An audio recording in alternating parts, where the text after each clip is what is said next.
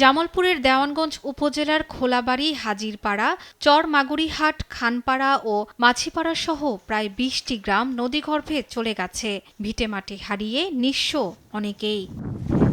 চরডাকাতিয়া পাড়া এলাকার এই ভাঙনের চিত্র এখন নতুন নয়। যমুনার এমন করাল গ্রাস দেখে অভ্যস্ত নদীপাড়ের বাসিন্দারা। তবে অসময়ের ভাঙনে কয়েক গুণ দুর্ভোগ বাড়িয়ে দেয় তাদের। হঠাৎ নদী ভাঙনের ফলে উঠতি সোনালী ফসল ভুট্টা, মরিচ ও আখসহ অন্যান্য ফসলি জমি প্রতিনিয়ত বিলীন হচ্ছে।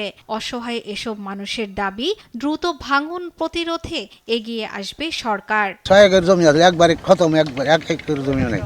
আমরা এখন কই যাবো, কি করুন, কি সমাজ, আর আবাদি জমি তো নাই। একটা কবরস্থান ছিল, শত শত মানুষ সেই কবরস্থানে দাফন করা হয়েছিল। সেই কবরস্থানের নদীগর্ভে বিলীন হয়ে গেছে। কয়েকশো বাড়ি ঘরে বিলীন হয়ে গেছে, কে কোথায় গেছে জানি না। সরকারের কাছে একটা দাবি, এই বস্তা ফেলানো শাসন করে দিল নে, এই যে রাস্তাটা ভেঙে গেল, আমরা কিভাবে চলাফেরা করে খামু।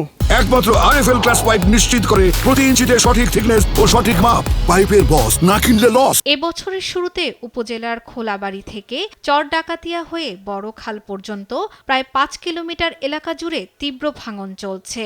এতে মসজিদ, মাদ্রাসা ও একটি প্রাথমিক বিদ্যালয় সহ বেশ কিছু স্থাপনা নদীগর্ভে বিলীন হয়েছে।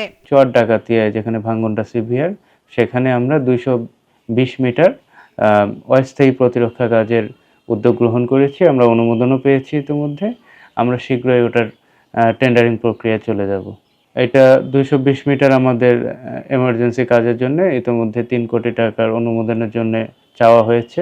নদী ভাঙনের শিকার হয়ে এলাকা ছাড়া সহ সড়কের পাশে আশ্রয় নিয়েছে অনেকেই।